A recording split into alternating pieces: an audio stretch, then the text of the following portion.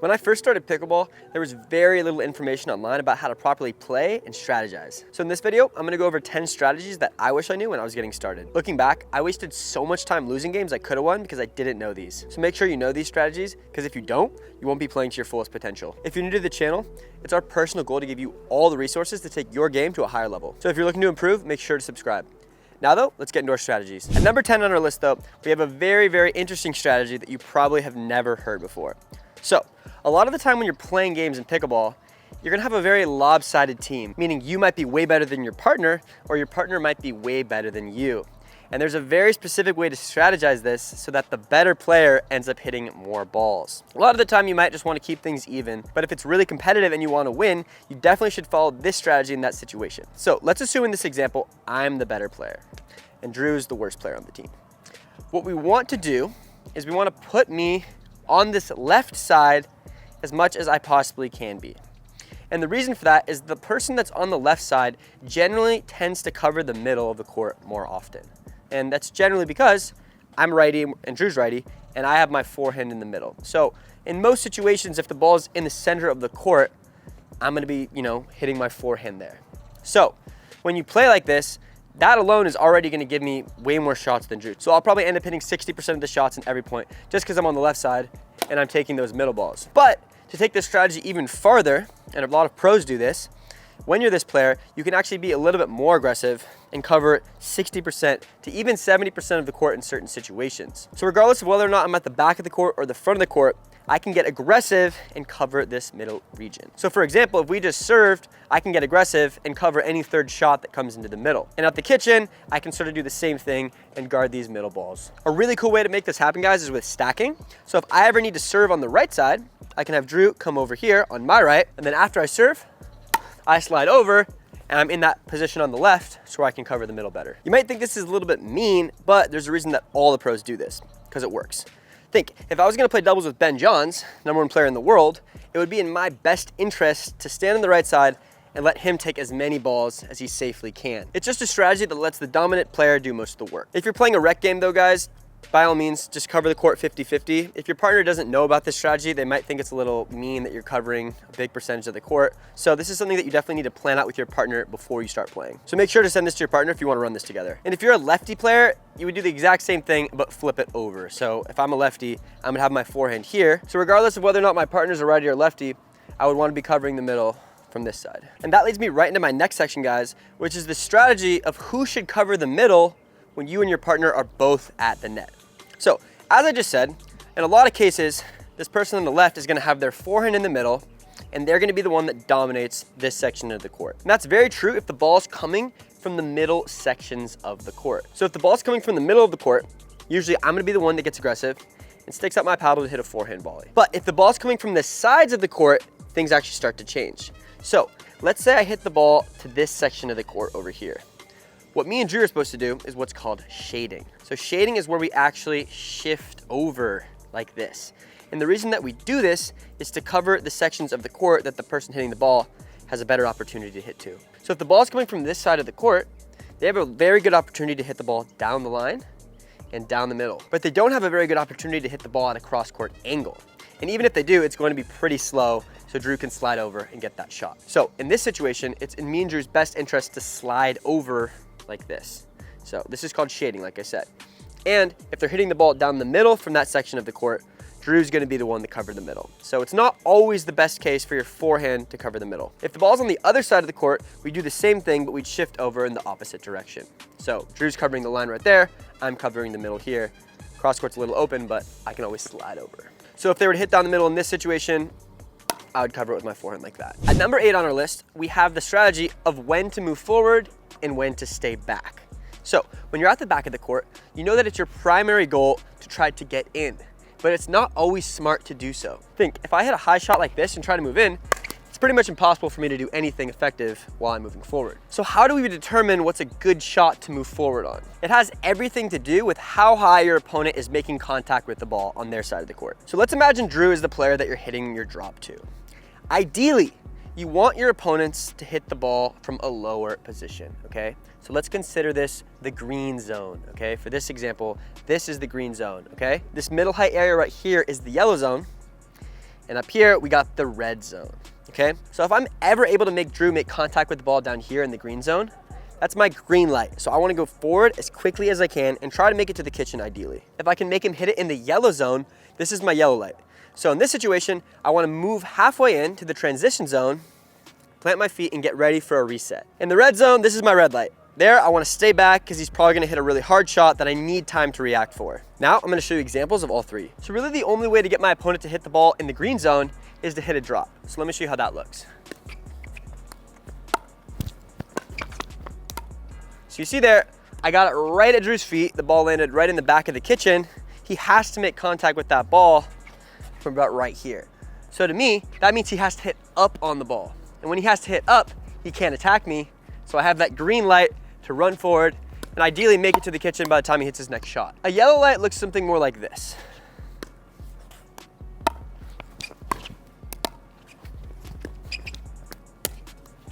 So you see, I hit a drop there. It wasn't quite as good though. Sailed a little bit past the kitchen and Drew ended up hitting that ball around this height. So like I said, it's in my best interest there to run a little bit into the transition zone, split, and use a reset where I try to hit it into the kitchen again. That gives me the opportunity to move forward more, so by the next shot, I'm at the kitchen. Let me show you another example though of a yellow zone shot.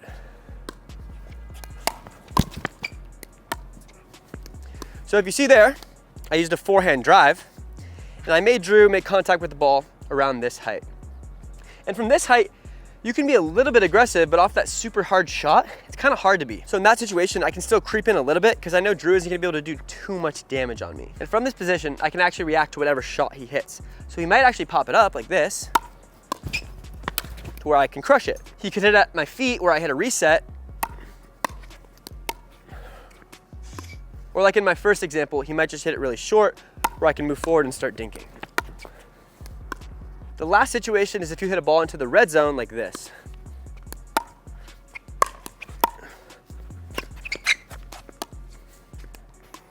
So from that position, my best bet was to stay back. And from that position, what I can do is try to go for a drop on my next shot, which I did successfully.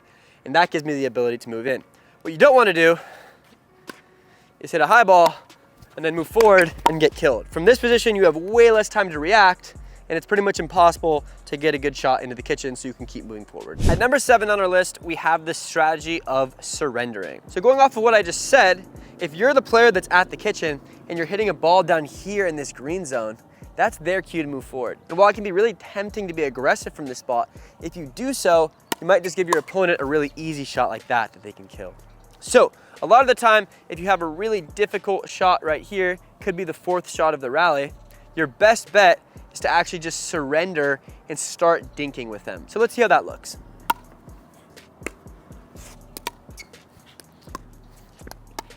So on that drop, Drew did a pretty good job. I made contact with it about right here.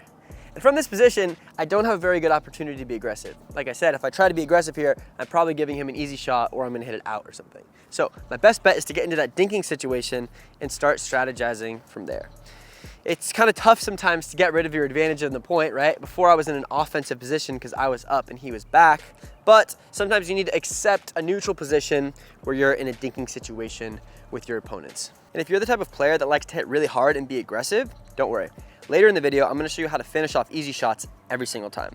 Before that though, I wanna go over another defensive strategy. So I've talked about this a lot on my channel, but when you think about the kitchen, you wanna divide it into 3 zones. Here you have the shallow zone, here you have the neutral zone, and back here you have the pressurized zone, which goes a little bit past the end of the kitchen line. So you might have heard of push dinks. Push dinks are where I aim my dinks into the pressurized zone a little bit deeper and try to get my opponent to pop the ball up. So I'm going a little bit deeper so I can get that higher ball to kill. But a lot of the time your opponents will actually do a push dink to you, which can be a little bit uncomfortable. And if you try to hit a push dink back to them, you might be the one to pop it up and give them an easy shot to kill. So my favorite response in this situation is to go for what I like to call a defensive dink. So let me show you how that looks. See, Drew's going a little harder, and the way I respond to that is just by hitting my dinks really short right into that neutral zone. And when I'm hitting my dink shorter, it's really challenging for Drew to do any sort of attack, because think, you're really close to the net and the ball's not very high, so all you can really do is hit the ball up if you want to make it over. So you essentially neutralize their push dink by aiming for a more defensive dink in the middle or more shallow parts of the kitchen. So let me show you some more examples. So if that dink Drew went really deep, and I'm just hitting it shorter in the box, and he can't really do much. If he tries to speed up here, watch. Gives me an easier shot, nice and high, and I can go down right at his feet.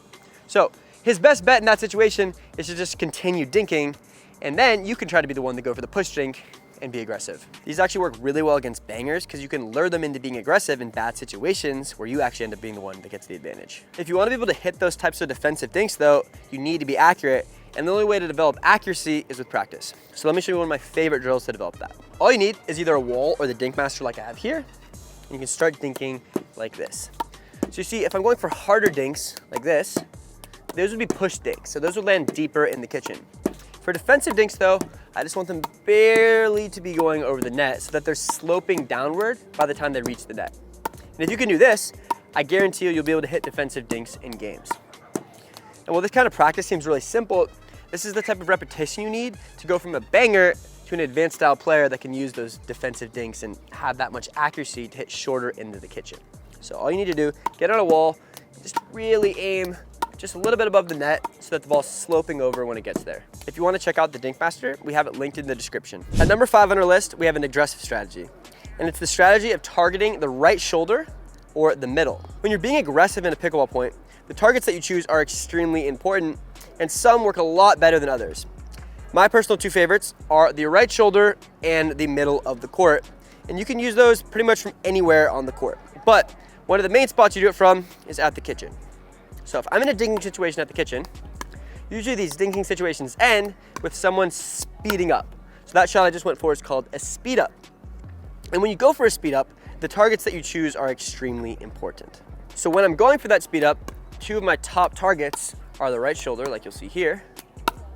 So by going for that right shoulder, you can effectively jam your opponent. So they have to be a righty for this to work. If they're a lefty, you'll aim for their left shoulder. But if they're a righty, you can essentially jam them, and they don't really have a way to cover that section of the body. It's really from the right hip to the right shoulder too.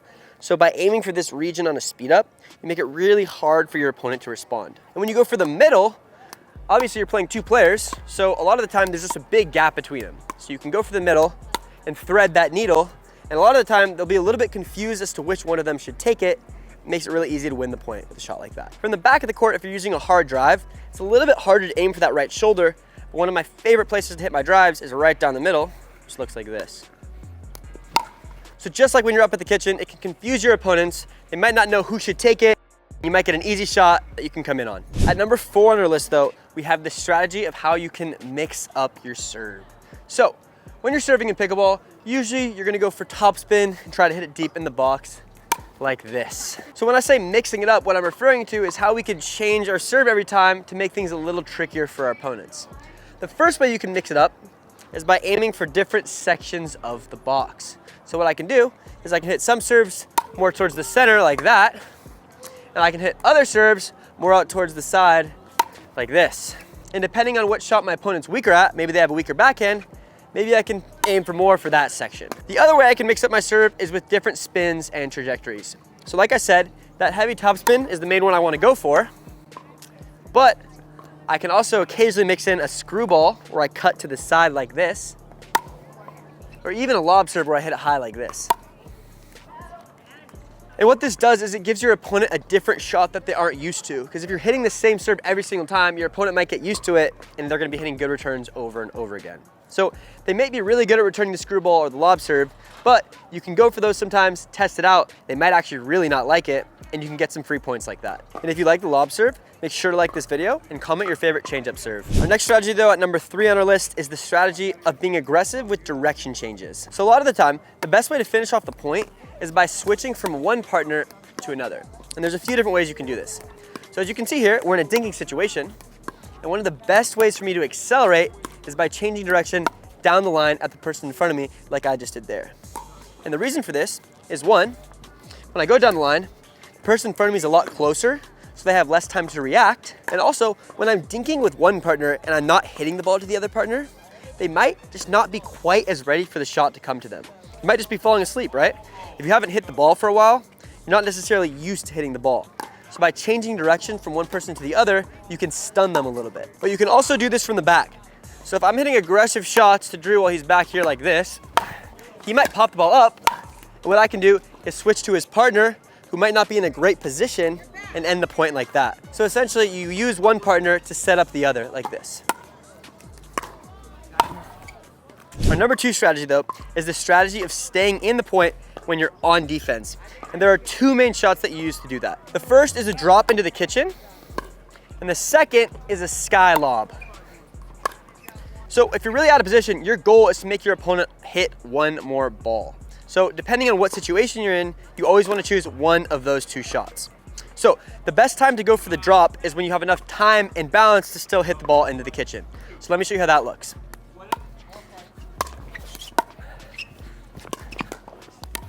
So you see there, Drew had a mid-height ball. He didn't hit it that hard, so I still had enough time to where I had enough accuracy to hit the ball into the kitchen, and that was my best bet because I effectively neutralized the point and I could move forward. But if Drew was to have an easier shot and go even harder, in that situation, my best bet is probably to lob, just so I have time to get back into the point where I could use a drop and try to move forward later. So what the lob does is it gives you time to move back into the position, so hopefully on the next one you can do a little better. Our number 1 strategy though is the strategy of how to end the point when you're at the kitchen and you have an easy high ball. And this is all about where you choose to pick your targets. So our top 2 targets are to go hard down the middle and to go for a hard angle like this. And the way you decide to do this is generally based on where you see a bigger gap into the court. So if you see that your opponents are more shifted this direction, the angle could be the better option. And if you see that there's a big gap in the middle might be the better option, right? Also, if you're hitting the shot more from the side of the court, it makes it a lot easier to go for an angle. So if you're out here, the angle might be the better option regardless.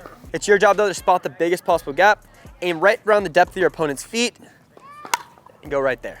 And if you want to see 10 pickleball tips I wish I knew earlier, not necessarily strategies, watch this.